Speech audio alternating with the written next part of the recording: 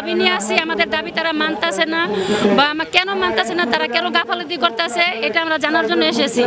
তো 1 বছর হয়ে গেছে আমাদের কোনো দাবি তারা মানে নাই বা আমরা কোনো হত্যাকারীর বিচার পাই নাই। এখন আমরা তাদের প্রত্যেকটা উপদেষ্টার কাছে আমরা যাইতেছি, তারা কোনো গুরুত্বই দিতেছে না যে আমাদের হাজব্যান্ড মারা গেছে বা আরো মায়ের বুক খালি হয়েছে বা শত শত শহীদ হয়েছে, যারা গুলিবিদ্ধ হয়েছে তাদের কোনো এখনো আমরা বিচার পাই নাই, আমরা পাইতেছি না বিচার। এজন্য আমরা আজকে রাজপথে নেমেছি যে আমাদের স্বামীর বিচারের জন্য।